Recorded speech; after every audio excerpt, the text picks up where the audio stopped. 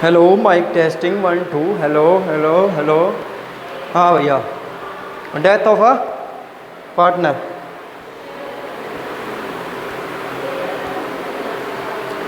और ज़्यादा से ज़्यादा बोलना है, इंटरेक्शन करना, चुप मत बैठना वीडियो के चक्कर में, जैसे नॉर्मली पढ़ते हो।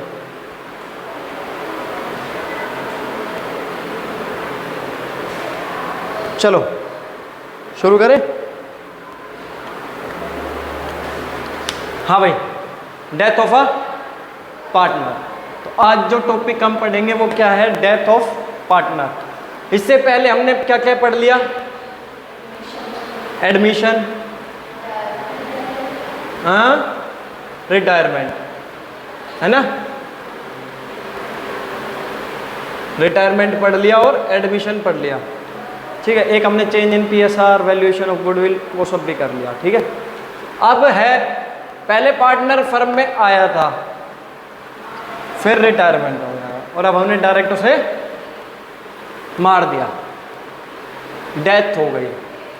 तो अभी रिसेंटली हमने रिटायरमेंट का चैप्टर किया है, तो उसमें उसका जितना भी रिटायरमेंट, जो रिटायरिंग पार्टनर है, उसका जितना भी कैपिटल होता था, जितना भी टोटल अमाउंट होता था, वो हम किस अकाउंट में ट्रांसफर कर देते थे?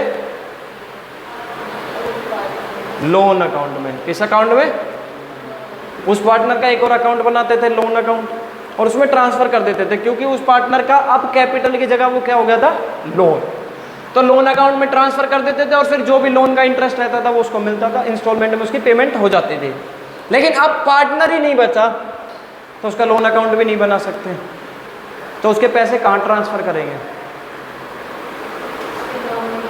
उसके नॉमिनी के अकाउंट में, उसके हायर के अकाउंट में, है ना? हायर के अकाउंट में या नॉमिनी के अकाउंट में, समझ गए? उसके वारिस को उसके पैसे दे देंगे। क्लियर बात है? ऐसा तो नहीं है कि भाई मर गया अब क्या पैसा, तो पैसा ही नहीं है, ऐसा नहीं है ना। उसके नॉमिनी को दे देंगे, उसके हायर को, ठीक है। अच्छा, ऐसा हो सकता है कि वो मर गया तो उसके नॉमिनी को पार्टनर बना ले, फिर वो क्या हो जाएगा? रिकंस्टिट्यूशन ऑफ फर्म, क्योंकि पार्टनर ही नया आ जाएगा। अब सबसे मेन बात है कि डेथ ऑफ अ पार्टनर के बाद पार्टनर को मिलता क्या क्या है? पार्टनर को क्या क्या मिलता है? एक पार्टनर मर गया तो उसको क्या क्या मिलेगा? शेयर ऑफ, ऑब्वियस सी बात है, शेयर ऑफ कैपिटल, जो उसकी कैपिटल है वो तो उसको मिलेगी। उसके बाद प्रॉफिट का शेयर, या मैं कह लूं एक्यूमुलेटेड प्रॉफिट भी है ना, एक्यूमुलेटेड प्रॉफिट, पिछला कोई प्रॉफिट बचा हुआ है, या करंट ईयर का जो प्रॉफिट है ना। चलो, और क्या मिलेगा?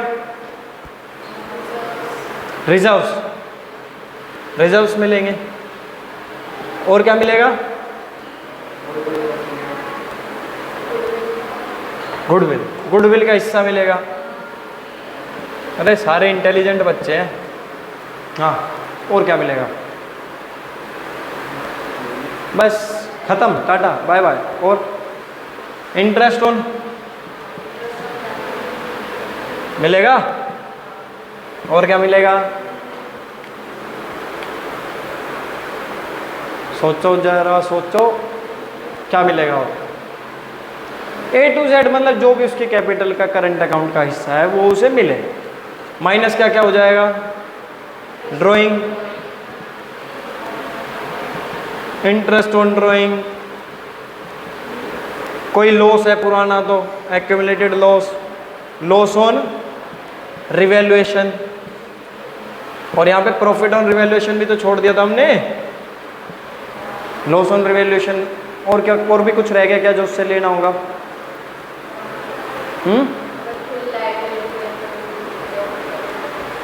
लाइबिलिटी थोड़ी पे ऑफ करेगा वो, पार्टनर्स फर्म थोड़ी लाइबिलिटी को पे करेंगे भैया। उसका उसने अगर कोई लोन ले रखा हो तो, अगर मान लो उसने फर्म से कोई लोन ले रखा हो तो वो भी माइनस है, ठीक है।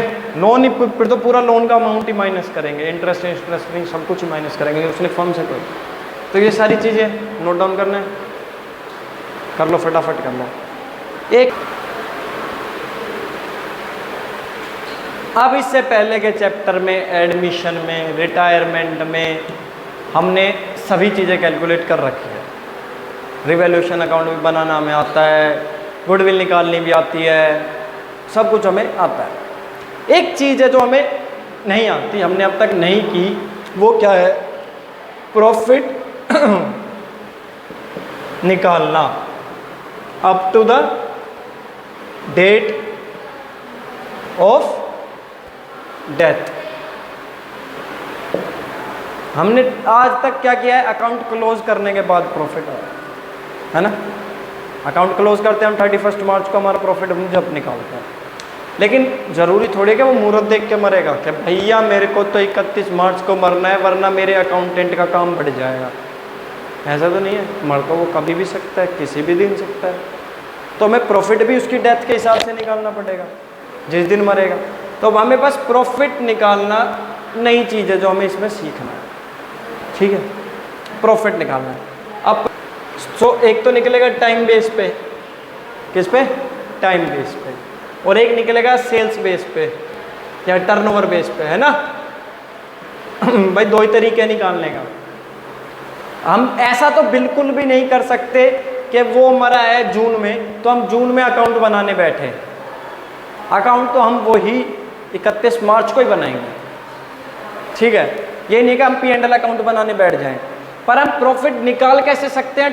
टाइम के अकॉर्डिंग निकाल सकते हैं या सेल्स या टर्नओवर के अकॉर्डिंग। तो कैसे निकालना है अब आगे देखेंगे, ठीक है? समझ गए? क्योंकि हम P&L अकाउंट तो बनाने बैठेंगे नहीं।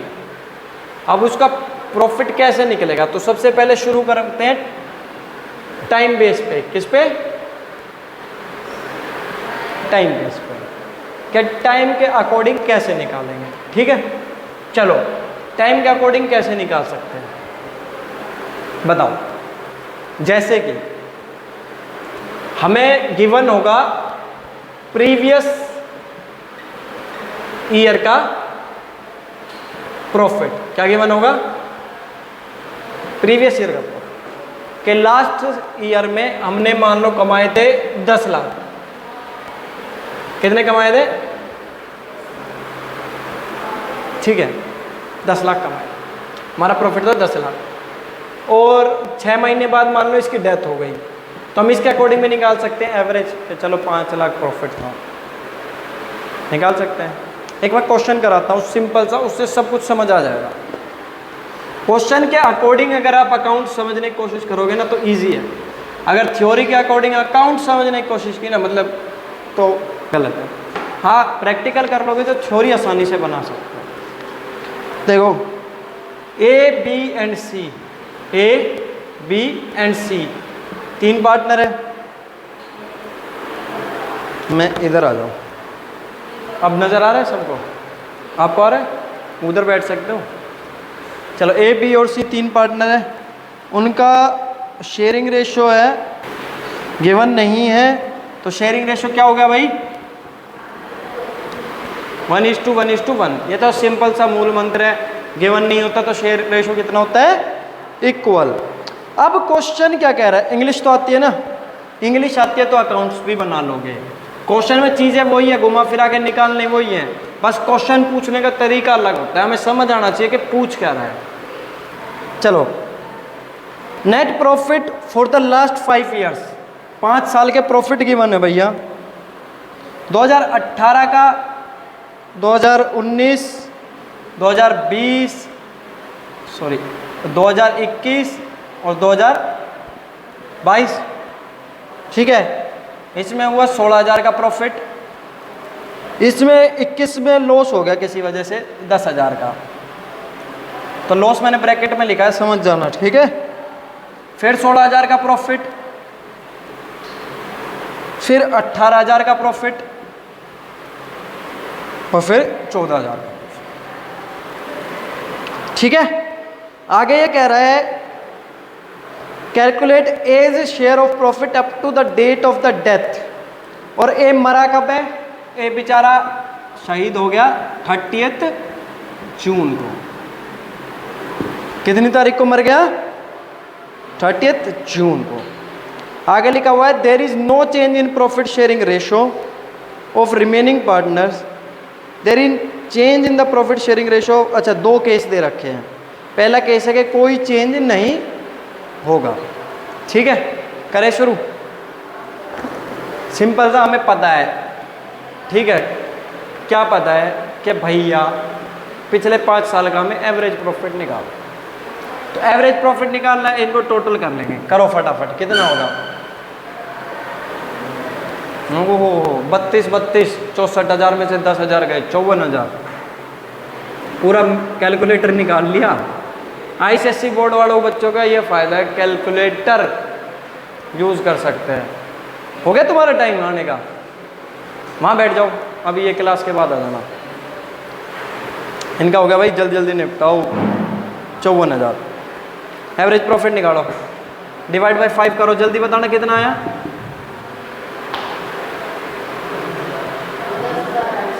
नहीं, इसको करने दो। ये क्या है? एवरेज प्रॉफिट आ गया। अब सिंपल है, ये एवरेज प्रॉफिट आ गया। अब मुझे क्या करना है भैया? 30 जून तक का निकाल लेना है। अप्रैल मई जून, 3 महीने इंटू 3/12 कितना आएगा? 4 से डिवाइड कर दो, 2700 रुपये। तो ये मेरा जून तक का क्या हो जाएगा? प्रॉफिट। इसको डिस्ट्रीब्यूट कर देंगे 1:3 में, तो ए का शेयर कितना हो जाएगा? 900 रुपये। किसी को कोई डाउट इस चीज़ में? नहीं है? चलो तो आगे चलूँ। हाँ, मेरे को एक डाउट है, एक चीज़ बता देता हूँ मैं बस।